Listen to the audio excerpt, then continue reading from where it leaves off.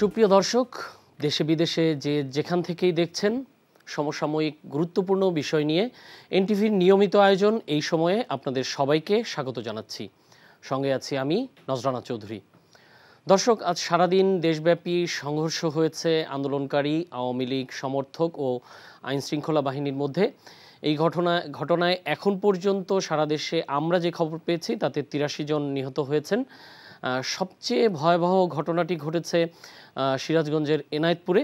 সেখানে এনায়েতপুর থানায় ঢুকে ১৩ জন পুলিশ সদস্যকে মেরে ফেলা হয়েছে। তো এসব বিষয়ে সহ আরও অন্যান্য বিষয় নিয়ে আলোচনা করতে আজ আমাদের স্টুডিওতে আছেন জাহাঙ্গীরনগর বিশ্ববিদ্যালয়ের শিক্ষক অধ্যাপক কামরুল আহসান ও ঢাকা রিপোর্টার্স ইউনিটির সভাপতি সাংবাদিক শুকুর আলী শুভ। আপনাদের দুজনকেই এনটিভিতে স্বাগত জানাচ্ছি। তো আমরা তো সারাদিন যেই খবরগুলো দেখলাম কারোই আসলে অজানা নেই। তো আমি শুরুতেই অধ্যাপক কামরুল হাসান আপনার কাছে জানতে চাচ্ছি যে এই যে আজকের সংঘর্ষটি হলো, মাঝখানে সেই ১৭, ১৮, ১৯ এই ৩ দিনের যে সংঘর্ষে ব্যাপক প্রাণহানি ঘটলো, তারপর কিছুটা গ্যাপ মনে হলো যে না, অবস্থাটা একটু নর্মালাইজ হচ্ছে, স্বাভাবিক অবস্থায় ফিরছে। এই অবস্থায় হঠাৎ করে গত দুদিনে আবার উত্তেজনা বেড়ে এবং গতকালকে শিক্ষার্থীদের পক্ষ থেকে এক দফা দাবি পেশ করা হলো শহীদ মিনারে গিয়ে। তো এবং গতকালকে আমরা দেখেছি প্রধানমন্ত্রীর পক্ষ থেকেও তাদের প্রতি আলোচনার আহ্বান জানানো হয়েছে এবং হয়েছিল, এবং প্রধানমন্ত্রী বলেছিলেন যে তিনি সমস্ত দাবি দেওয়া নিয়ে আলোচনা করতে চান, খোলা মনে আলোচনা করতে চান এবং গণভবনের দরজা খোলা। তো এই অবস্থায় আজকে হঠাৎ করে এরকম যে ঘটনাটা ঘটলো, যে এত প্রাণহানি ঘটলো, তো এটি কি এড়ানোর কোনো উপায় ছিল না গতকালকের পর?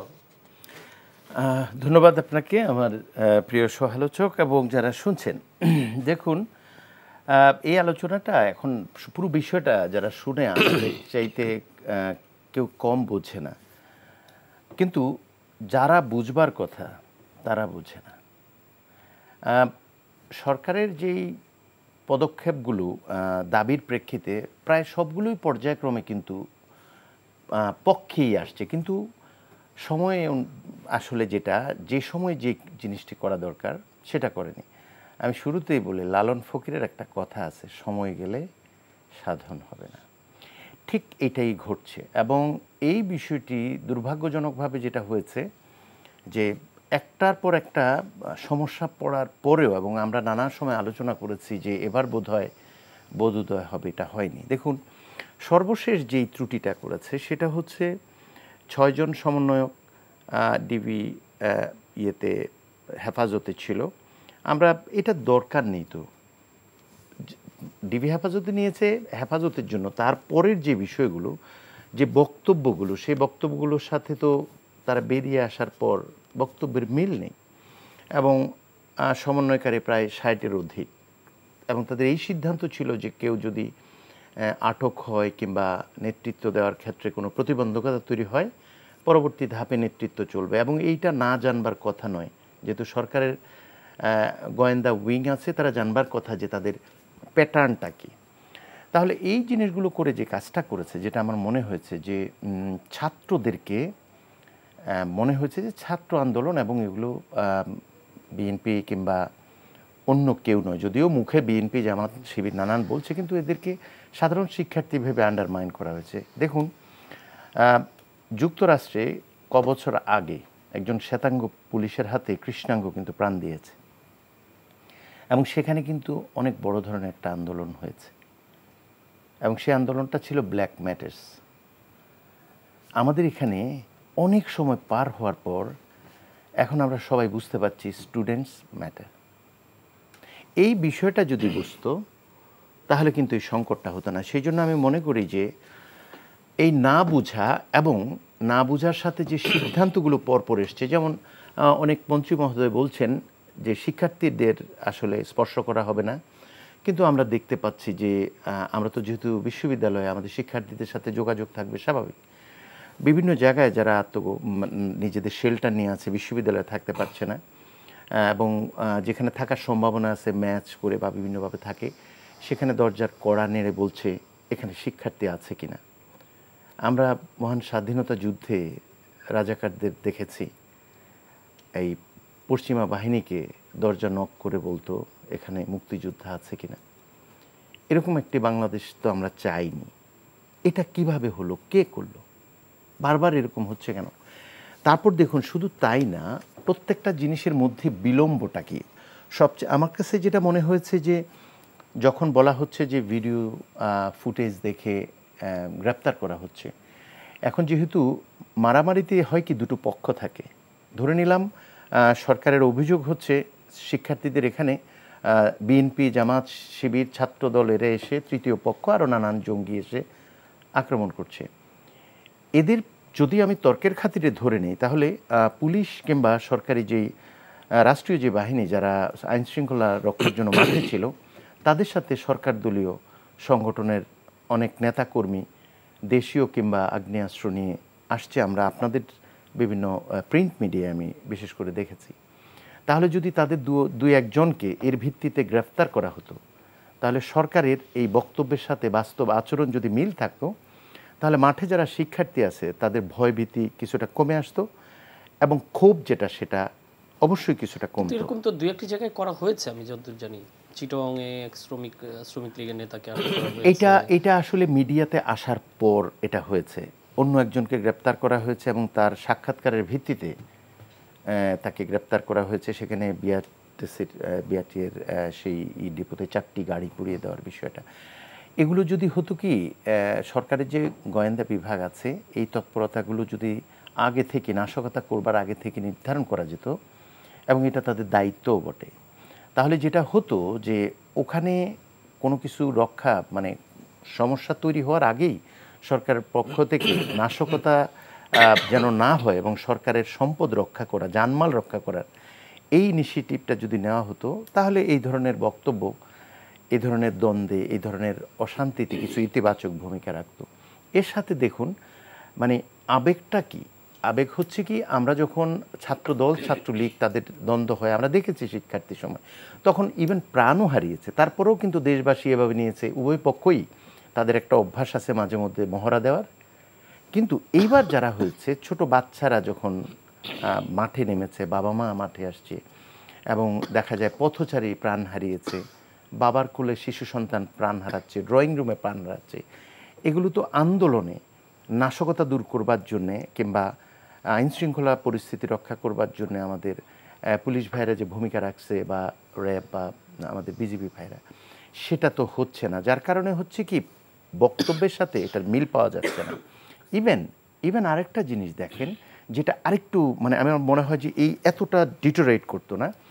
একটা তদন্ত কমিটি করা হলো, এখানে সুনির্দিষ্টভাবে কিছু নিহত শিক্ষার্থীর নাম ইনক্লুড করে করা হলো। এটা নিয়েও প্রশ্ন ছিল, কিন্তু প্রায় 2 সপ্তাহ পার হয়ে গেছে, তদন্ত কমিটির কোনো কার্যকলাপের ওরকম কোনো অগ্রগতি আমরা দেখিনি।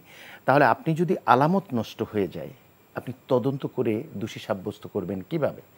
এভাবে পর্যায়ক্রমে দেখুন যে প্রত্যেকটা জায়গায় আমি যেটা দেখেছি যে মানে যা বলা হচ্ছে তা করা হচ্ছে না, এবং যেই জিনিসটা হচ্ছে আমার সবচেয়ে খারাপ লেগেছে, শিক্ষার্থীদের মধ্যে অবিশ্বাস তৈরি হয়েছে। এটা হচ্ছে, এবং শিক্ষার্থীদের অভিমানের একটা জায়গা আছে, এটা বোঝা দরকার ছিল যে তারা যখন অনশনে ছিল, এটা তো আমাদের ডিবি অফিসে আমাদের সেই আইনশৃঙ্খলা রক্ষাকারী বাহিনী ভাইরা, ওনারা তো জানেন যে ওদের আসলে মানসিক অবস্থাটা কি। হ্যাঁ, এটা একটা স্ট্র্যাটেজি, এত বড় একটা আন্দোলন, রাষ্ট্রের সম্পদ ক্ষয়ক্ষতি হয়েছে, তার চেয়ে বেশি গুরুত্বপূর্ণ অনেক প্রাণ গিয়েছে। প্রাণ রক্ষা করার জন্য যে পলিসিটা, সেটা হচ্ছে আসলে শক্তি প্রয়োগ নয়, সেটা হচ্ছে কনভিন্স করা। এর আগেও আমরা দেখেছি শক্তি প্রয়োগে কি নেতিবাচক হয়। আবু সাইদ যখন 2টা হাত প্রসারিত করে বক্ষ পেতে দিয়েছে, সে তার মনে বিশ্বাস ছিল এই এই অভিমানের বিপরীতে যেটা আসবে সেটা আলিঙ্গন, কিন্তু বুলেট আসছে, এটা হতে পারে না। এবং তার চেয়ে বড় ধরনের কষ্টের জায়গা হচ্ছে একটা কিশোরকে 10 দিন 12 দিন কারাগারে থাকতে হয়েছে। এই প্রজন্ম তো, এরা তো যোগাযোগ মাধ্যমে অত্যন্ত কানেক্টেড, আমাদের সময় এটা ছিল না। ফলে প্রত্যেকেই প্রত্যেকটা জিনিস জানে এবং প্রত্যেকটা পদক্ষেপ অতি দেরিতে। এবং আমি বোধহয় এই পর্যায়ে কথা শেষ করতে হবে। ইভেন আমি আরেকটা জিনিস বলি, দেশটাকে ভালোবাসতে হবে, আমাদের সকলের পরিচয় আছে। আমরা খুব সত্যবাদী যদি হই, বুকে সাহস রাখি, দেশটাকে ভালোবাসি, তাহলে আমাদের কোনো ভয় নেই। এই জিনিসটা সবার মধ্যে থাকতে হবে। আপনি দেখুন আমাদের যাদের উপর ভর করেছে সরকার। আমরা একটু পরে আপনার কাছে ফিরবো আপনার কথাতেই। তো আমি একটু শুকুরুল শহীদের কাছে জানতে চাই যে আজকে যে এই ওই কথার সূত্র ধরেই আসছি যে যেই প্রাণহানিগুলো ঘটলো, এর আগে আমরা 17, 18, 19 ওই সময়টাতে দেখেছিলাম যে প্রাণহানি ঘটেছে বেশিরভাগই সাধারণ মানুষের। দুই একজন পুলিশ সদস্যের প্রাণ গিয়েছিল, তো সম্ভবত 4 জন। তো আর কিন্তু আজকে যেই নিহত হয়েছে এত সংখ্যক, এর মধ্যে বেশিরভাগই হলো আওয়ামী লীগের নেতাকর্মী এবং পুলিশ সদস্য এখন পর্যন্ত 14 জন। তো কি মনে হয় যে শিক্ষার্থীদের পক্ষে কি এই ধরনের নৃশংসতম আচরণ করা সম্ভব, যে থানায় ঢুকে 13 জন পুলিশকে তালা বন্ধ করে পুড়িয়ে মেরে ফেললো? এরকম কি সাধারণ শিক্ষার্থীদের পক্ষে সম্ভব? কি মনে হয়, না এর সাথে অন্য কেউ জড়িয়ে গেছেন? ধন্যবাদ আপনাকে। আমি মানে খুব কষ্ট লেগেছে, মানে এটা একটা ট্র্যাজেডি যে একটা থানায় ঢুকে 13 জনকে হত্যা করা। এটা আমার বোধগম্য নয় যে এটা কারা করতে পারে। কারণ সাধারণ শিক্ষার্থীরা 13 জন পুলিশকে মারবে? পুলিশ তো তাদের ভাই, তাদের আত্মীয়, এরকমও তো পুলিশে তো আমাদের আত্মীয় স্বজন আছে, অনেকেরই আছে। পুলিশ তো মানুষ, তাই না? এটা খুবই মর্মান্তিক, এটা ট্র্যাজেডি। এইটা একটু আগে কামরুল সাহেব বলছিলেন যে এই আন্দোলনটা এখন কিন্তু শুধুমাত্র শিক্ষার্থীদের মাঝে আর নেই। একটা বিষয় এখানে চলে আসছে আলোচনায়। এই আন্দোলনে কিছু যারা ঢুকে পড়ছে, তারা এই আন্দোলনটাকে মানে রক্তাক্তর দিকে নিয়ে যাচ্ছে, এটা বুঝতে হবে। যার কারণে আপনি দেখেন যে থানায় ঢুকে, আমি কখনো এরকম দেখিনি থানায় ঢুকে একই 13 জনকে মেরে ফেলবে। এটা কিন্তু আমরা আগে কিন্তু দেখতে পাইনি। তারপরে দেখেন আপনি এই কিছুদিন আগে যেমন পুলিশকে মেরে উল্টো দিকে ঝুলিয়ে রাখছে, এটা কিন্তু মর্মান্তিক। এটা কিন্তু মানে সেই মানুষের যে রুক্ষতা কোথায় গেছে, এটা কিন্তু জাতিকে এখন ভাবায় তুলতেছে। আরেকটি বিষয় হলো যে আওয়ামী লীগের অনেক নেতা মারা গেছে, কর্মী মারা গেছে, সাধারণ মানুষও মারা গেছে, but Awami League ruling party, তাদের লোকজন মারা গেছে। এটা হলো কি, কিছু যারা অনুপ্রবেশকারী এই আন্দোলনে ঢুকে পড়ছে, তারা টার্গেট করে করে মারতেছে দেশটাকে অস্থিতিশীল করার জন্য। দেশটা একটা স্ট্যাবল ছিল, দেশটা কিন্তু অনেক দূর এগিয়ে গিয়েছিল। আপনি জানেন যে আমাদের কিন্তু মানে কমিউনিকেশনের দিক দিয়া, আমাদের ইনফ্রাস্ট্রাকচার, আমাদের শিক্ষা, আমাদের ইঞ্জিনিয়ারিং সেক্টর, আইটি সেক্টর, সব সেক্টর কিন্তু আমরা কিন্তু এগিয়ে যাচ্ছিলাম। এইখানে কিন্তু একটা আমার চিন্তা হচ্ছে যে এগুলোকে থমকে দিয়ে দেশটাকে আরও 15-20 বছর পিছিয়ে দেওয়ার জন্য এই পরিকল্পনা থেকে বেরিয়ে আসতে হলে কি হবে, আমাদেরকে আরও মানে চিন্তা করতে হবে, গভীরভাবে চিন্তা করতে হবে কোথায় কি হতে পারে।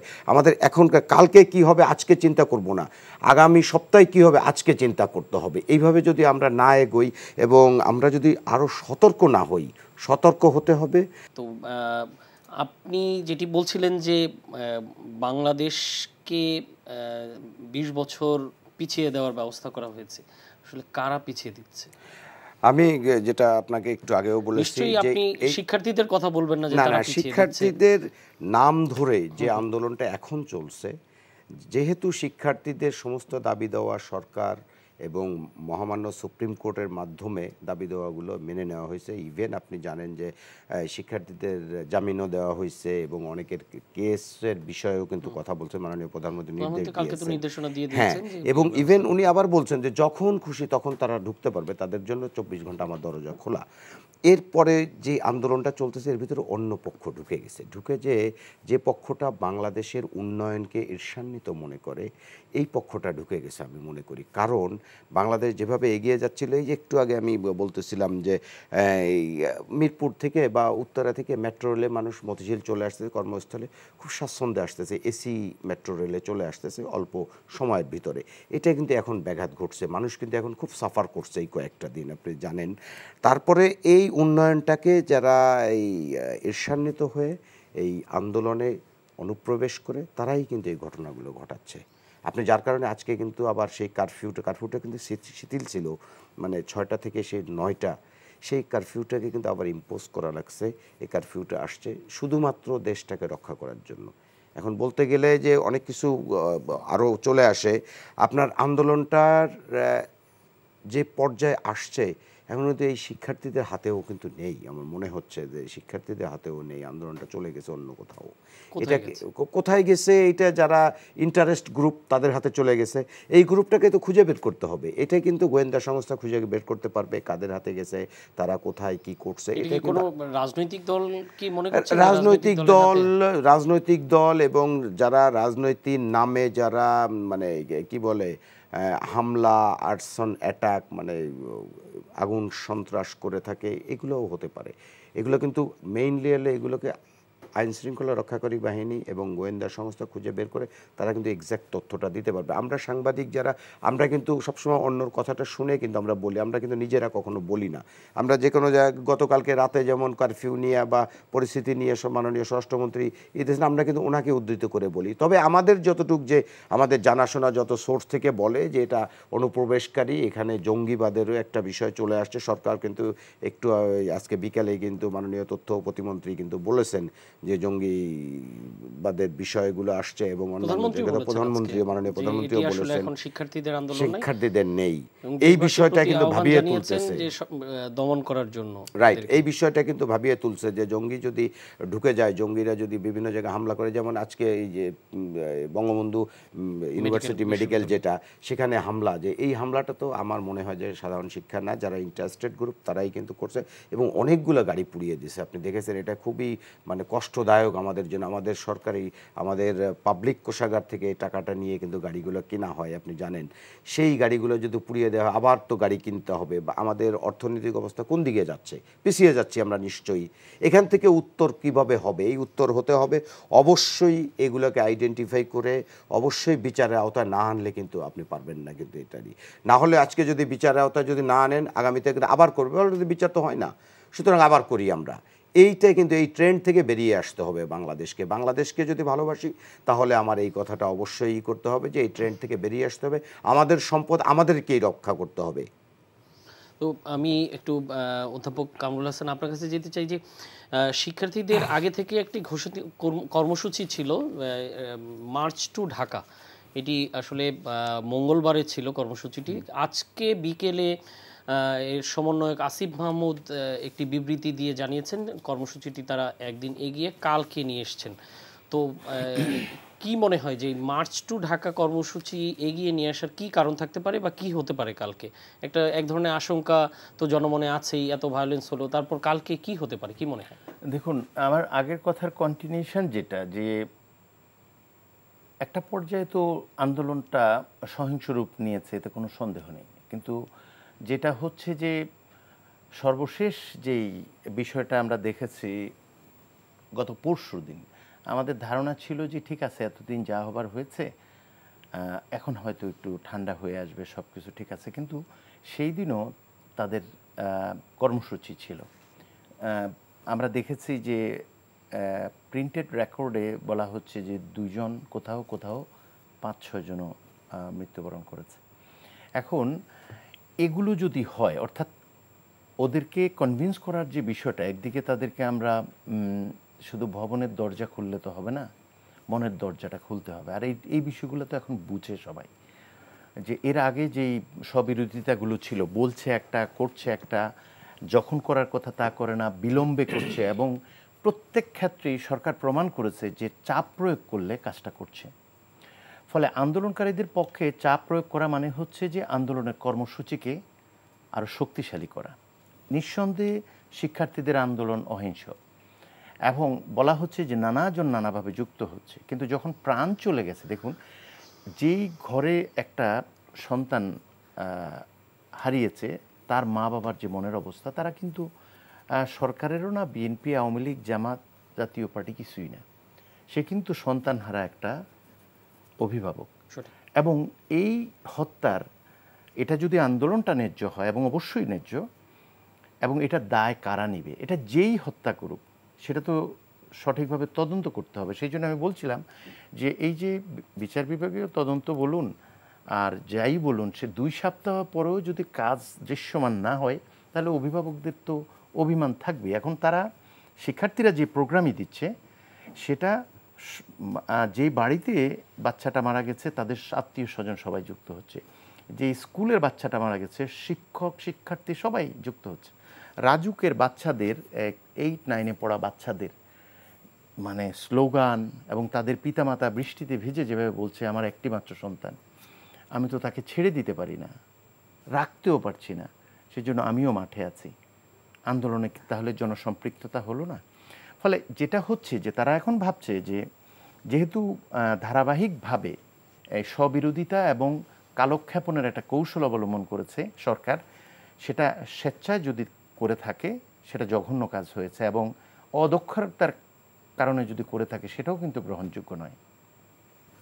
ফলে তাদের মধ্যে একটা আস্থার সংকট তৈরি হয়েছে, এবং এই আস্থার সংকট যেটা এটা একটা গণদাবিতে রূপান্তরিত হয়েছে। এখন মা বাবা, আত্মীয় স্বজন এবং এইভাবে এতগুলো মানে আমাদের দক্ষিণ এশিয়া গত 100 বছরে যেটা দেখলাম ইতিহাসে যে এতগুলো নৃশংসতা এবং প্রাণহানি এই পরিমাণে হয়নি। কেন এতগুলো প্রাণহানি হবে? তাহলে কি আমাদের বোঝাপড়ার সংকট আছে? নিশ্চয়ই আছে। আমরা এটাকে বিএনপি জামাত বলে যেভাবে তুচ্ছতাচ্ছিল্য করছিলাম, আমরা ছাত্রলীগকে দায়িত্ব দিচ্ছি, অথচ তারাও তো ছাত্র, এবং এই প্রক্রিয়ার মধ্যেই তারা কিন্তু নষ্ট হয়েছে। আমি প্রায়ই বলি জাহাঙ্গীরনগরের মোস্তাফিজ যে তার মা আশ্রয়ণ প্রকল্পে থাকতো, সে আমাদের আন্তর্জাতিক সম্পর্ক বিভাগের ছাত্র এবং ছাত্রলীগের একটা সম্পাদকীয় পদে ছিল, একটা ধর্ষক হিসাবে বের হয়েছে। কে করেছে এটা? র্যাব রিপোর্ট দিয়েছে জাহাঙ্গীরনগর বিশ্ববিদ্যালয়ের চারপাশে মাদকের ব্যবসা হচ্ছে, শিক্ষার্থীদের সহ অবস্থান নেই। ফলে ছাত্রলীগ মনে করেছে যে এখানে যেহেতু প্রতিযোগিতা নেই, ফলে এখানে শক্তি প্রদর্শন করাটাই হচ্ছে নেতা হিসাবে আমার মূল কাজ, এবং শক্তি প্রদর্শনটা এক পর্যায়ে নেশাগ্রস্ত করা এবং ধর্ষক তৈরি করছে। বিশ্ববিদ্যালয়গুলোতে আমরা দেখতে পাচ্ছি যারা ক্ষমতায় প্রশাসনে আসতে চায়, তারা যতটা না বিশ্ববিদ্যালয়ের কল্যাণকে সামনে রাখছে তার চেয়ে বেশি ছাত্রলীগকে ব্যবহার করছে। আর ছাত্রলীগ যা করবার তাই করছে, নিজেরা হলের সমস্ত দায় দায়িত্ব পালন করছে, প্রভোস্টটা শুধুমাত্র বেতন নিচ্ছে, এবং তারা চাইলেও হয়তো এখন আর পারছে না। এই যে এতগুলো অ্যানোমালিস, সেই জন্য দেখুন শিক্ষার্থীরা যখন বলে যে এটা সরকারি চাকরিতে কোটা সংস্কার শুধু নয়, এটা 18 সালে ছিল, এখন তারা এটাকে বলছে যে এটা হচ্ছে বৈষম্য বিরোধী আন্দোলন। যে শিক্ষার্থী মেধাবী, যার ন্যায্য পাওনা হচ্ছে হলে একটি আসন পাওয়া, তাকে কেন একটা বিশেষ সংগঠনের সদস্য হয়ে আসন পেতে হবে? এই আন্দোলনটা তো আসলে 15-20 দিন আগেও কোটা সংস্কার আন্দোলনই ছিল, এটা হঠাৎ করে বৈষম্য বিরোধী আন্দোলন? এটা বৈষম্য, এবার বৈষম্য বিরোধী নামেই তারা করেছে, বৈষম্য বিরোধী ছাত্র আন্দোলন। তারা কোটা সংস্কার আন্দোলন ছিল 18-তে। এর একটা কারণ ছিল যে এখানে 9ম থেকে 13তম যেই ধাপ, এই ধাপে সমস্ত কোটা বাতিল করে দেওয়া হয়েছে, যেটা আমাদের আসলে ওরাও চায়নি। তারা বলছে ন্যায্য মানে পার্সেন্টেজ নির্ধারণ করে সংস্কার করা উচিত। যেহেতু আদালত এই রায়টি শুধুমাত্র 9 থেকে 13 পর্যন্ত সীমাবদ্ধ ছিল, তারা কিন্তু 9 থেকে 20 পর্যন্ত যতগুলো ধাপ আছে এবং সরকারি সকল চাকরির সকল পর্যায়ে ন্যায্যতা নিশ্চিত করতে চাইছে, তারা ভাবছে আদালতের রায়টা তাদের এই দাবিটাকে আসলে কাভার করবে না, তবে একটা ভালো গাইডলাইন দিবে। And it has done very well in that sense. তারা তো বলেছে যেটা করার। আমার মনে হয় শিক্ষার্থীরাও এতটা এক্সপেক্ট করে নাই যতটুকু পরে কিন্তু শিক্ষার্থীরা যেটা পেয়েছে সেটার অতিরঞ্জন হচ্ছে এটা নির্বাহী বিভাগকে পরবর্তীতে যে সুযোগটা দেওয়া হলো এবং তারিখ এগিয়ে নেওয়ার ব্যাপারে নির্বাহী বিভাগ বা সরকারের পক্ষ থেকে যে ভূমিকা পালন করা সম্ভব হলো শেষ পর্যন্ত, তাহলে তো চাপ প্রয়োগ করলে দাবি আদায় হয়। এখন তারা সেই পথেই হাঁটছে হয়তো, বা আমি জানি না, যারা নেতৃত্ব দিচ্ছে তারা ভালো জানে। তারা হয়তো সেটাই ভাবছে যে এই পর্যন্ত আমরা সমস্ত দাবি আদায়ের ক্ষেত্রে চাপ প্রয়োগটা যেহেতু কার্যকর, অন্য কোনো পদ্ধতিতে হচ্ছে না, সেই জন্য তারা হয়তো ভাবছে আমাদের সহপাঠী যারা এই ন্যায্য আন্দোলনে প্রাণ হারিয়েছে, অত্যন্ত একেবারে ফুলের কলির মতো ফুটা বাচ্চা বাচ্চা ছেলে পথচারী প্রাণ হারিয়েছে, বাবার কোলে 3 বছরের বাচ্চা প্রাণ হারায়, এরকম একটি জায়গায় হত্যার বিচার হওয়া জরুরি।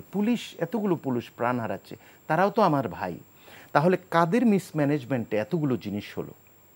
এবং আমাদের গর্বের জায়গা, গতকালকে প্রধানমন্ত্রী তো বলেছেন যে প্রতিটি ঘটনার যথাযথ বিচার করা হবে। বিচার করার বিষয়টা এই যে আমি বললাম যে বিচার বিভাগ তদন্ত, ওখানে তো 2 সপ্তাহ চলে গেল, তো আলামত নষ্ট হলে আপনি কখন করবেন? বলা হচ্ছে শিক্ষার্থীদের স্পর্শ করা হবে না, কিন্তু বাড়িতে বাড়িতে গিয়ে দরজা নক করে বলা হচ্ছে এখানে কি ছাত্র থাকে? না, কিন্তু পরে তো আবার ছেড়েও দেওয়া হলো। এই তাহলে কি প্রধানমন্ত্রী কেন ঘোষণা দিতে হবে? তাহলে কি অন্য এই মন্ত্রণালয় এবং অন্যদের দায়িত্ব দেওয়ার প্রয়োজনটা কি? সেই জন্য মানুষ অভিযোগ করে যে এই ধরনের প্রেক্ষাপটে যখন টপ ডাউন পলিসি কাজ করে গণতান্ত্রিক দেশে এবং ইনক্লুসিভ নির্বাচন না হয়, সুইডেন ভিত্তিক ভিড্যাম যেটা ভ্যারাইটিস অফ ডেমোক্রেসি, তাদের একটা ইয়েতে 2023-এ তারা বলল যে গত 20 বছরে স্বৈরতান্ত্রিক পথে যেসব দেশ হেঁটেছে এবং যেগুলোকে ফেরত আনা সম্ভব হয়েছে গত 8টি দেশে, সেখানে কোনো না কোনো একটা প্রক্রিয়া কাজ করেছে। নির্বাচন আপনি দিতে বাধ্য করবেন, অথবা আন্তর্জাতিক শক্তিগুলো আপনাদের অংশীজন যারা তারা সাহায্য করবে। 2024-এ দেখছি সেটা কাজ করে না। কেউ একভাবে করছে, অন্যরা অন্যভাবে করছে। আবার কোথাও কোথাও আমরা দেখলাম যে বিরোধী দলগুলো জনসম্পৃক্ততা অহিংস আন্দোলনের মাধ্যমে যেটা তৈরি করেছে, স্বৈরতান্ত্রিক দেশের বৈশিষ্ট্য হচ্ছে রাষ্ট্রযন্ত্র ব্যবহার করলে সেটাকে বিতাড়িত করেছে। এবং এর মাধ্যমে গণতন্ত্রটা আসলে পুনরুদ্ধার করতে না পারার কারণে যেটা হয়েছে, এখানে যারা যারা ইনভলভ হয়ে গেছে প্রত্যেকেই আসলে সরকার হয়ে গেছে। যার কারণে দেখুন বিচার বিভাগ এবং নির্বাহী বিভাগের যেই অর্ডারটা থাকা উচিত in terms of Prestige and power, সেটা কিন্তু এটা উল্টে গেছে। তাহলে আপনি কোন প্রক্রিয়ায় আপনি সুস্থ ধারায় আনবেন? একটাই আছে, জনসম্পৃক্ততা তৈরি করে নাগরিক সমাজকে একত্রিত করে সর্বস্তরের মানুষকে একত্রিত করা। অহিংস আন্দোলনে বিরোধী দলগুলো ওইভাবে সফলতা কিন্তু পায়নি, এ রাষ্ট্রযন্ত্রের সামনে দাঁড়াতে পারেনি, এটা সত্য কথা, আমাদের সত্য স্বীকার করতে হবে। কিন্তু আমি একটা জিনিস এই জন্য এইটাই শুধু শেষ করে দিই। তাহলে এই কথার অর্থ হচ্ছে যার কারণে এরা বৈষম্য বিরোধী আন্দোলন করলেও শিক্ষার্থীরা নতুনরা, যেহেতু তাদের সড়ক আন্দোলন এবং তাদের আরেকটা অভিজ্ঞতা আছে হচ্ছে কোটা সংস্কার আন্দোলন, এবং তারা যখন স্কুল পর্যায়ে ছিল তারা বিশ্ববিদ্যালয়ে আছে, ফলে তাদের তৃতীয় পক্ষ চতুর্থ পক্ষ বা নেতৃত্ব দেওয়ার কোনো প্রয়োজন নেই। তারা কিন্তু অনেক ভয়াবহ পরিস্থিতি পার করে এই নিরাপদ সড়কের আইনকে এই সরকারের মাধ্যমেই তারা বাস্তবায়ন করেছে। ফলে আমি বিশ্বাস করি তাদের এই অতীত অভিজ্ঞতা এবং মাঠে সকলের এক ধরনের আপাত ব্যর্থতা, সরকার এবং সব কিছু মিলে যখন তারা একটু সামান্য শক্তি, সাহস এবং নৈতিক জায়গায় একটা ন্যায্য দাবি নিয়ে এগোচ্ছে, যারা দ্রব্যমূল্যে ঊর্ধ্বগতি এবং চরম দুর্নীতি দেখলেন না, মতিউর ব্যানার্জিদের তো আমরা দেখলাম, এবং নিজেরা বৈষম্যের একটা সিরিয়াস জায়গায় বৈষম্য বিরোধী আন্দোলন যখন হলো, তখন তারা আশার একটা আলো পেল এবং এটাকেই ভর করতে চেষ্টা করলো। ফলে এখানে বিলম্ব শুধু নয়, আপনি যদি দেখেন যে কোনো একটা জায়গায় আপনি একটা স্পার্ক হয়, স্ফুলিঙ্গ তৈরি হয়, সেটা ছড়িয়ে পড়ে যদি সেখানে অন্য পরিবেশগুলো বজায় থাকে। এই শিক্ষার্থীদের এই বৈষম্য বিরোধী ন্যায্য আন্দোলনের সাহসের জায়গাটা প্রাণহানি এবং সরকারের কালক্ষেপণ এবং ভুল পদক্ষেপের কারণে সমস্ত ক্ষোভগুলো একত্রিত হয়েছে। এখন তৃতীয় চতুর্থ পক্ষ খুঁজে লাভ নেই। আমাদের রিয়েলাইজ করতে হবে আমরা কেন এই বাচ্চাদের পেছনে এতগুলো মানুষ জড়িত হয়ে গেছে। এটা যদি নির্ধারণ করতে পারি, তাহলে গণতান্ত্রিক বাংলাদেশ তৈরি করার যে স্বপ্নটা, সেটা আপনি যেতে পারবেন। আপনি অন্য কোনো পথে পারছেন না। আমরা তো একসময় স্বৈরাচার বিরোধী আন্দোলন করে 3 দলের রূপরেখা তৈরি করে আমরা দেখেছি না, যেভাবেই হোক যে কয়টা নির্বাচন গ্রহণযোগ্য হয়েছে সেটা তো তত্ত্বাবধায়ক সরকারের অধীনেই হয়েছে। আমরা জানি 2007-এর অভিজ্ঞতাও খারাপ, কিন্তু এটাও তো সত্য কথা যে কোনো দলই এ পর্যন্ত দলীয় সরকারের অধীনে গ্রহণযোগ্য নির্বাচন আমাদের দিতে পারেনি। তাহলে আমরা কেন সকলে মিলে যে জিনিসটা করতে পেরেছি, আমরা এই ধরনের গণদাবির বিরুদ্ধে আমরা নিজেদেরকে না নিয়ে, কারণ বাংলাদেশ আওয়ামী লীগ দেশটি স্বাধীন করবার নেতৃত্ব দিয়েছে, এটা নতুন কোনো দল নয় এবং অদ্ভুত কোনো দল নয়, 75 বছর পার করলো অবশ্যই। তাহলে এখানে কেন এত দন্য হবে? আর তাছাড়া এই অভদ্রতা কেন? আপনি সভ্য সমাজে দেখেন, ব্রিটেনে 2 থেকে 3টা দল, লিবডেম বলুন, কনজারভেটিভ বলুন, লেবার বলুন, এরা পরপর আসছে। ঋষি সোনাক সুন্দর করে বলছে আমরা ব্যর্থ হয়েছি, welcome, you come and rule the country, আমরা আছি। বাইডেনের মতো লোক করোনার দোহাই দিয়ে দল এবং দেশটাকে কিভাবে রক্ষা করছে? এবং শক্তিশালী একাধিক দল যদি একটা জায়গায় না থাকে, মনস্টার হয়ে যায়, সেটা যেই দলই হোক। আওয়ামী লীগ যেখানে আছে, অন্য কোনো দল যদি এই প্রক্রিয়ায় বিরোধী দলহীন অবস্থায় থাকতো, তাহলে বিচার বিভাগ যেরকম নির্বাহী বিভাগ চেপে বসেছে বিচার বিভাগের উপর, বিচার বিভাগ হারিয়ে ফেলেছে তার জিনিসটা, ঠিক একই ঘটনা ঘটতো। তাহলে আমরা কেন এত রক্তের বিনিময়ে যে দেশটি স্বাধীন করলাম, কেন 24-এর মুক্তিযোদ্ধারা সেই মুক্তিযুদ্ধকে একটা বিশেষ অংশের বয়ানের কাছ থেকে উদ্ধার করতে যায়? তারা কিন্তু চেতনার বাইরে না। ওদের বক্তব্যটা বোধহয় বুঝতে অনেকেই ভুল করছে। আমি অনেকের সাথে কথা বলেছি, তোমরা কি চাও? তারা বলছে যে আমরা মেধার প্রাধান্য চাই, আমরা বৈষম্যহীন বাংলাদেশ চাই, অর্থনৈতিকভাবে সমৃদ্ধ বাংলাদেশ চাই। আমরা চাই বাংলাদেশের সাথে বহির্বিশ্বের কোনো একটি জায়গায় যখন আমাদের অভিন্ন আমাদের স্বার্থে এমওইউ হবে, আমাদের এমন একজন প্রতিনিধিত্ব করবেন যিনি মেধায় শ্রেষ্ঠ, যিনি ভারত, চীন, আমেরিকা বা অন্য কোনো দেশের পররাষ্ট্র যে প্রতিনিধি থাকবে, বিষয়ক প্রতিনিধি, তার সাথে মেধায় স্বার্থের জায়গায় প্রতিনিধিত্ব করতে পারে। এবং তারা আরেকটা জিনিস বলতে চায় যে গণতান্ত্রিকভাবে তৈরি করা একটা সরকারের ভিত্তি খুব শক্ত থাকে। এবং একটা কথা তো সত্য যে negotiation should be done from the point of strength. আপনার যখন what does this strength come from the practice of democracy, অর্থাৎ সরকারটা হতে হবে জনগণের, ফলে সে শক্তি নিয়ে কথা বলবে, সেটা যেই দেশই হোক, তাই না? তো সেই জন্য তারা দুটো জিনিস চায়। একটা চায় হচ্ছে আমরা একটা মেধা নির্ভর আমলা, দুর্নীতিপরায়ণ, অর্থ পাচারকারী, আমরা এই সিস্টেম চাই না। আমরা সৎ মেধাভিত্তিক একটা জিনিস চাই, এটা তো আমরা সকলেই চাই। তাহলে ওদের এই জিনিসটা নিয়ে আমরা যদি রাজনৈতিক সমস্যাটাকে শক্তি প্রয়োগ না করে রাজনৈতিকভাবে সমাধান করার চেষ্টা করি, এবং বাংলাদেশ আওয়ামী লীগ, জাতীয়তাবাদী দল, এরা বহুবার আমাদের এই দেশটি শাসন করেছে এবং যথেষ্ট অভিজ্ঞতা আছে। সেই জন্য আমি মনে করি 14 দলের ওই সময় যখন সরকার প্রধান একটি সময় ডাকলেন, দুবার তারা 10 দিনের ব্যবধানে দেখা করলেন। দেশে কারফিউ আসলো, দেশে আমাদের গর্বের জায়গা আমাদের যে সশস্ত্র বাহিনী তারা আসলো। তারপর আমরা দেখলাম যে 10 দিন পরে আবার 14 দলের সাথে যখন সরকার প্রধান দেখা করলো এই ক্রাইসিসে, জামাত শিবির নিষিদ্ধ করার বিষয়টা আসলো। কেন?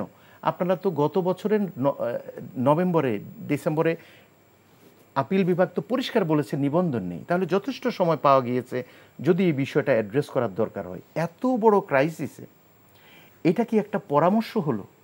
তাহলে আমি বুঝতে পারছি না সরকার যাদের সাহায্য নিচ্ছে, এবং আমাদের একজন তো বলেই দিয়েছে যে আমাদের বড়ুয়া সাহেব, তিনি তো বললেন যে এই সরকার একদলীয় নির্বাচন করেছে এবং 80% আমাদের ল মেকার হচ্ছে দুর্নীতিবাজ।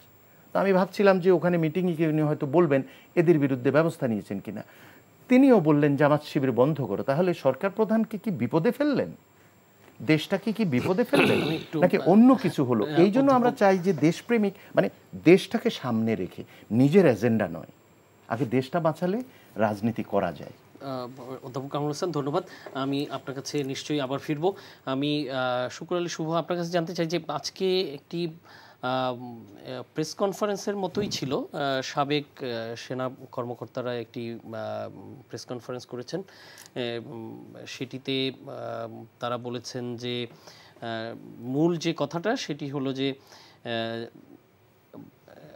সমাজের বিশিষ্ট জন, সব কর্নারের লোকজনদেরকে নিয়ে বসে আলোচনা করে এই সমস্যার সমাধান করা যায় কিনা সেই বিষয়ে একটা আহ্বান রেখেছেন তারা।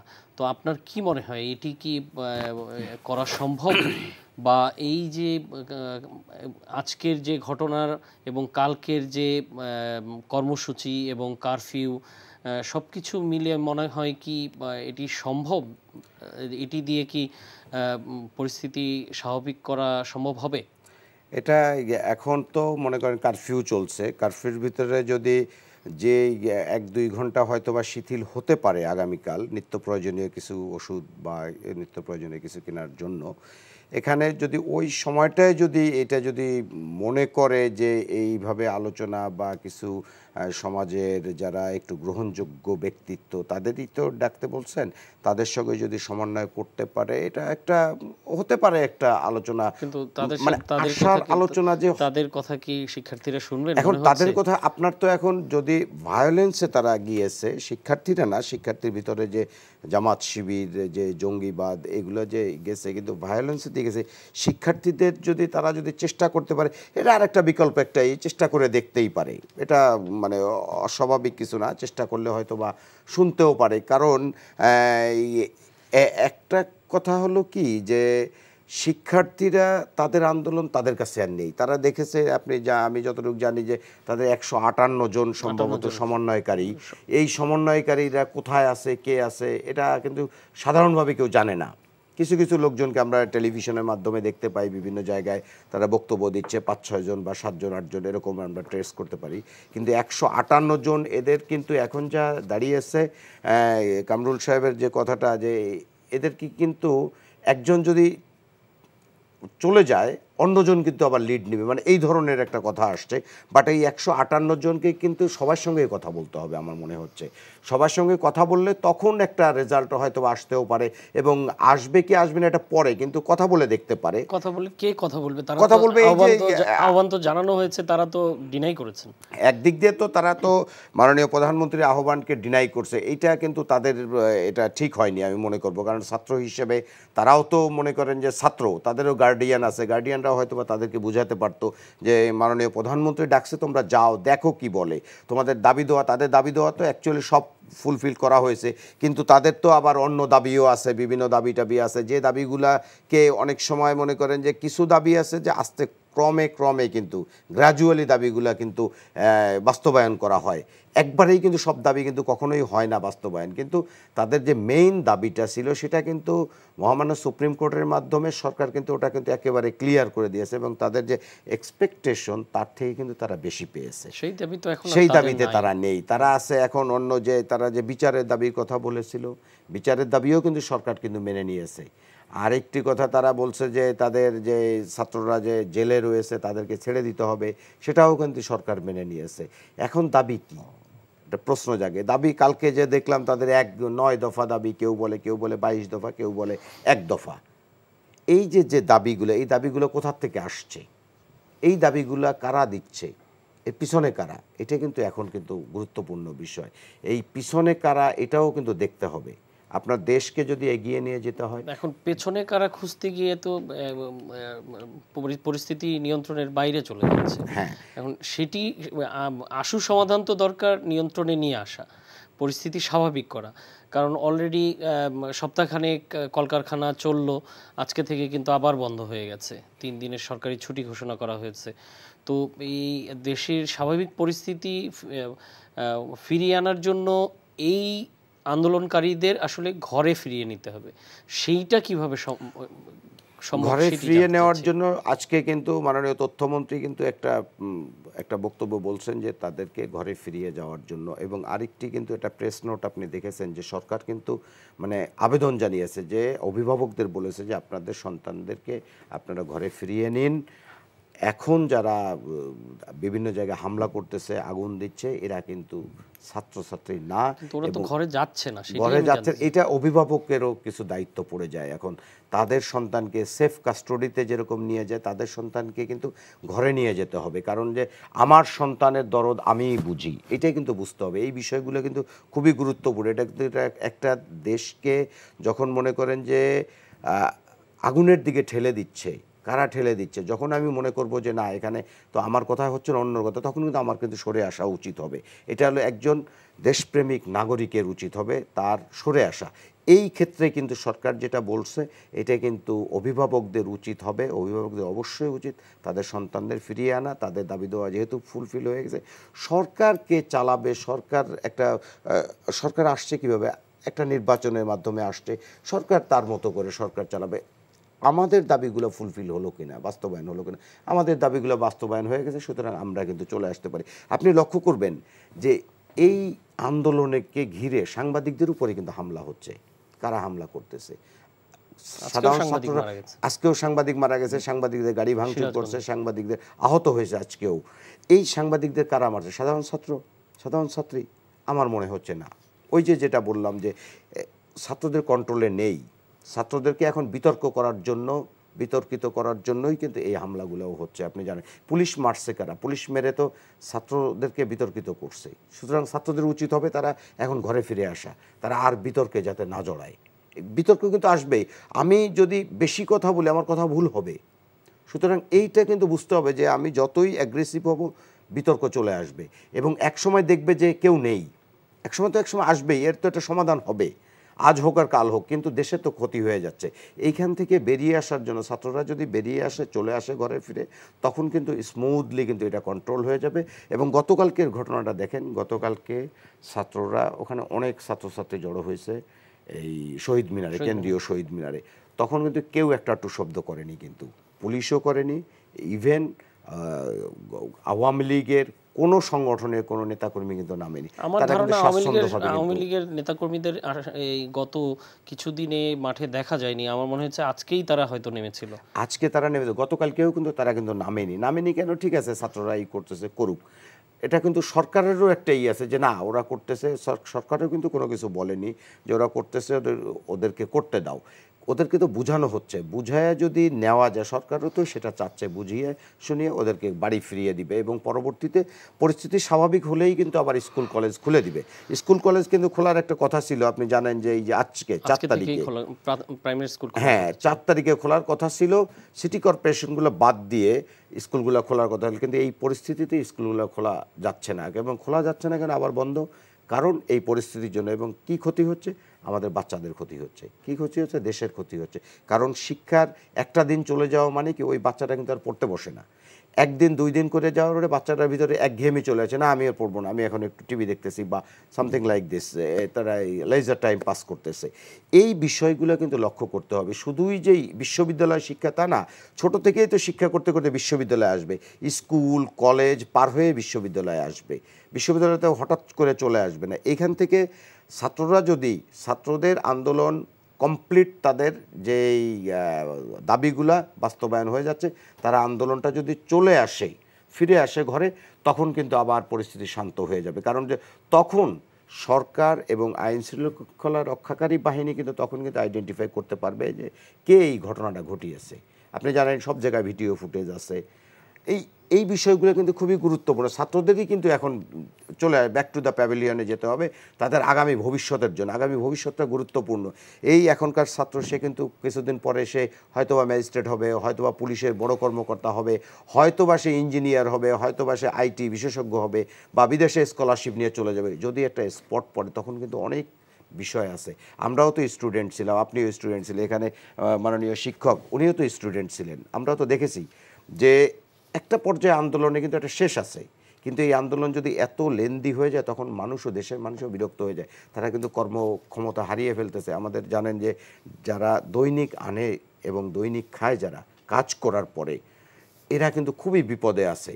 আপনি জানেন যে যারা আমাদের অল্প বেতনে চাকরি করে, যারা, তারাও খুব কিন্তু সমস্যার ভিতরে আছে। কারণ তাদের চাকরিটা যদি চলে যায়, কারণ বাংলাদেশে তো মানুষ বেশি, আপনি জানেন অ্যাপ্লিক্যান্ট অনেক, কিন্তু জবের যে জব সেক্টর কিন্তু খুব কম, অ্যাপ্লিক্যান্ট অনেক। যার কারণে আপনি জানেন যে আমাদের এই ফেসবুক ভিত্তিক কিন্তু অনেক ই কমার্স রয়েছে, তারা কিন্তু এখন কিন্তু বিপদে আছে, কিন্তু এটাও কিন্তু চিন্তা করতে হবে। আরেকটি বিষয় হলো ফ্রিল্যান্সার রয়েছে গ্রামে গঞ্জে, সেই কুড়িগ্রাম বা সেই দক্ষিণবঙ্গে বিভিন্ন জায়গায় কিন্তু ফ্রিল্যান্সাররা কিন্তু কাজ করে, বিদেশিদের কাছে অর্ডার নেয়। এই অর্ডার কিন্তু এখন নিতে পারতেছে না। এই বিষয়গুলো গত কয়েকদিন, এখন নিচ্ছে হয়তো ওয়াইফাই দিয়ে তারা চালাচ্ছে, কিন্তু গত কয়েকদিন কিন্তু টোটালটা কিন্তু আমাদের বন্ধ ছিল, due to violence, due to arson attack, এবং এই যে জ্বালাও পোড়াও আন্দোলনের জন্য এবং মানুষ মারা, এটার জন্য কিন্তু দেশ পিছিয়ে যাচ্ছে। এই জন্য এই ছাত্ররা যদি, তাদের আহ্বান থাকবে, তারা যদি এখন যদি তাদের যদি আন্দোলনটা যদি পরিসমাপ্তি ঘটায়, তাহলে দেশের জনগণও কিন্তু বলবে যে না, ছাত্ররা চলে গেছে, এখন আমাদের কাজগুলো হবে, আমরা কাজ করে খেতে পারবো, বা আমরা সার্ভিস চাকরি করে খেতে পারবো, বা আমরা ব্যবসা করে খেতে পারবো। ক্ষুদ্র ব্যবসায়ীর এই যে কারণ বাজারে আপনার এখন শুয়ে আছে, আমি দেখে আসলাম, এরা কিন্তু এখন ট্রাক যদি না আসে এরা কাজ করতে পারবে না, কাজ করতে না পারলে এরা বাড়িতে চাল কিনে নিয়ে যেতে পারবে না। এদের দায়িত্ব কে নিবে? এই দায়িত্ব তো এড়ানো যাবে না। ধন্যবাদ শুকুর আলী শুভ। আমি একটু অধ্যাপক কামরুল হাসান আপনার কাছে আবার আসতে চাই। এটি হলো যে কি এই যে এখন সরকার এবং সরকারের সাথে যদি সরকারি দল আওয়ামী লীগের নেতাকর্মীদের ধরি, এর সাথে এই যে আন্দোলনকারী এরা মুখোমুখি হয়ে গেছে, মানে পুরো দেশটি মনে হচ্ছে যে একজন আরেকজনের প্রতিপক্ষ হয়ে গেছে। তো কি আশু সমাধানটা কি, কিভাবে কি করা সম্ভব? আমরা তো সবাই চাই যে পরিস্থিতিটা স্বাভাবিক হোক। আমার যেটা মনে হচ্ছে, আপনার পরামর্শটা শুনতে চাই। আমি যেটা মনে করি যে এখন অন্যরা সবাই কিন্তু এই কদিন আমি লক্ষ্য করলাম যে সরকারের যেই শুভাকাঙ্ক্ষী যারা, তারা পতনহীনভাবে বুদ্ধিজীবী হিসাবে যে পরামর্শগুলো দেওয়ার কথা সঠিকভাবে দেয়নি। যেমন 7ই জানুয়ারি যেই নির্বাচন, একটা বাস্তবতায় বিরোধী দলগুলো আসেনি, 64 দল আসেনি, বিরোধিতা করেছে।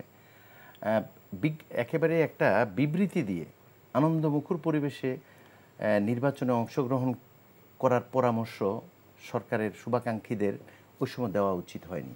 যদি তারা এই ভুলটি না করতেন তাহলে এখন ওনারা ভূমিকা রাখতে পারতেন।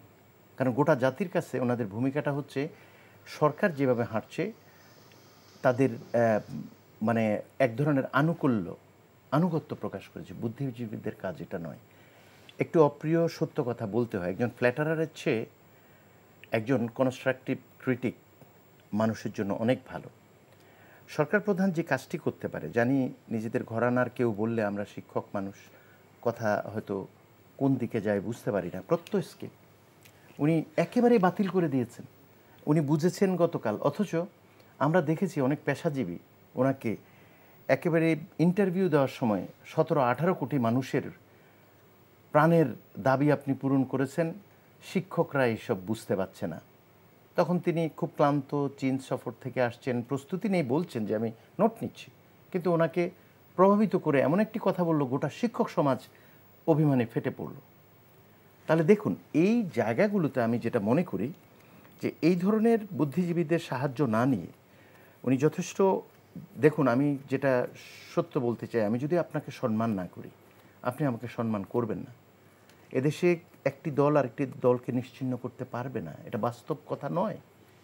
এবং এদেশের গণতন্ত্র চর্চার জন্য জনসম্পৃক্ত শক্তিশালী দুটো দল দরকার, না হলে এই অবস্থাই চলতে থাকবে। এবং শিক্ষার্থীরা এই সন্দেহ থেকেই নিজেরা কিন্তু বেনজির আজিজ টাইপের অভিভাবকদের কাছ থেকে নিজেরা মুক্ত হতে চায়, এবং তারা এই বড় বোঝা তাদের কাঁধে নিয়েছে। বিষয়টাকে ভুল বোঝা উচিত না। এবং আমরা দেখেছি যে এই জায়গায় সরকারের যেই শুভাকাঙ্ক্ষী যারা বিভিন্ন সময়ে ভুল বার্তা দিয়ে আসছে জনগণকে, তারা আসলে এই শিক্ষার্থীদের এই বক্তব্যটা বুঝতেই পারছে না। আর দ্বিতীয়টা যেটা হলো, সেটা হচ্ছে যে যারা সরকারের সাথে আছে, যারা মাঠে মোকাবেলা করছে, এবং ছাত্রলীগের ক্ষেত্রে আমি সিরিয়াসলি একজন শিক্ষক হিসেবে বলতে চাই, আমি যখন ক্লাসরুমে থাকি আমার কাছে ছাত্রলীগ ছাত্রদল কি, ওরা তো আমার সন্তান। একটা মানুষের সন্তান তো 4টা থাকে, 4 দল করতে পারে। বাবা মা হিসাবে যদি 4টি সন্তানকে সমান স্নেহ করে, কেউ কৃষক কেউ কৃষিমন্ত্রী, এরকম দুটো বাচ্চাকে সমান ভালোবাসতে পারে, শিক্ষক হিসাবে যদি অভিভাবক হই, দলমত নির্বিশেষে সেটাই করতে হবে। অথচ আমরা দেখেছি ক্যাম্পাসে সহ অবস্থান নেই, বিশ্ববিদ্যালয়ের প্রশাসন আনন্দের সাথে নিজেরা সফল ঘোষণা করছে, চরম ব্যর্থ।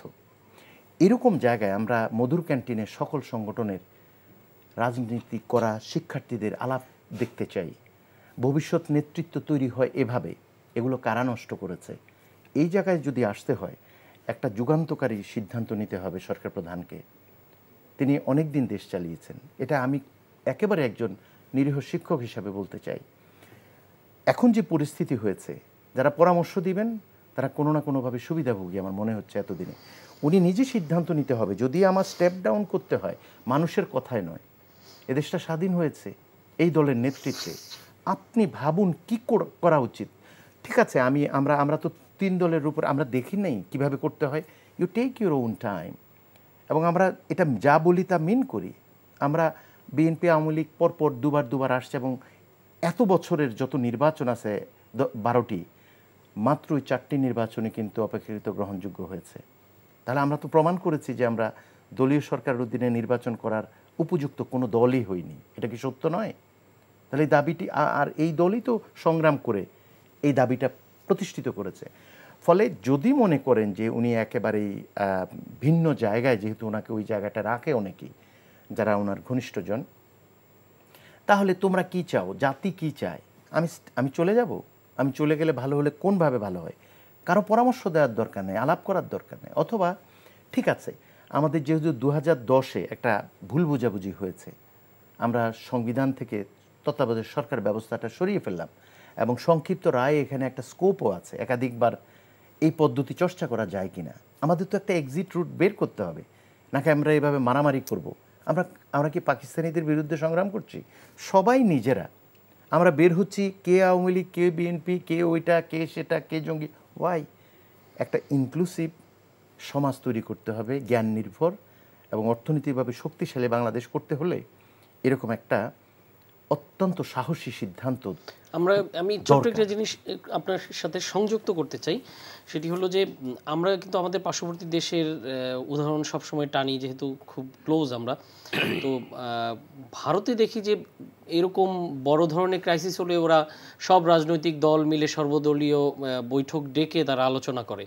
তো এরকম কি বাংলাদেশে কি হতে পারে বা এরকম কোনো সম্ভাবনা কি আছে?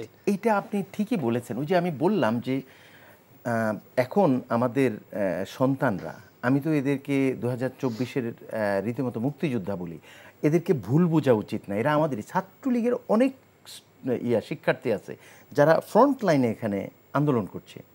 তার মানে হচ্ছে তারা তো ছাত্রলীগ বা আওয়ামী লীগের বিরুদ্ধে না, তারা যে ব্যবস্থাটা আছে সেটার পরিবর্তন চায়। এই কথাটা আপনার বিরুদ্ধে বললে আপনি আমাকে শত্রু ভাববেন না, আপনার ভুল ধরিয়ে দিতে পারি তো আমি, নাকি? এটা তো আপনারই উপকার হবে, এতে করে আপনার সাথে আমার সম্পর্ক খারাপ হলে তো চলবে না।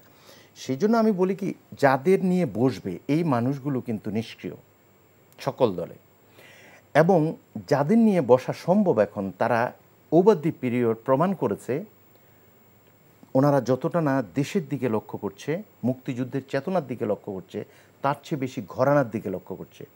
ফলে ওনারা কতটা পারবেন এটা আমি জানি না। সেই জন্য যারা সমালোচনা করেন যে কর্তৃত্ববাদী একটা সিস্টেম, এটা যদি টপ ডাউনই হয়, this should be done by the top person, এটাও একটা ক্যারিশমেটিক কাজ হতে পারে। এই দেশটা তো বাঁচাতে হবে, তারপর অনেক কিছু হবে, ইতিহাসে এই সবই লেখা থাকবে।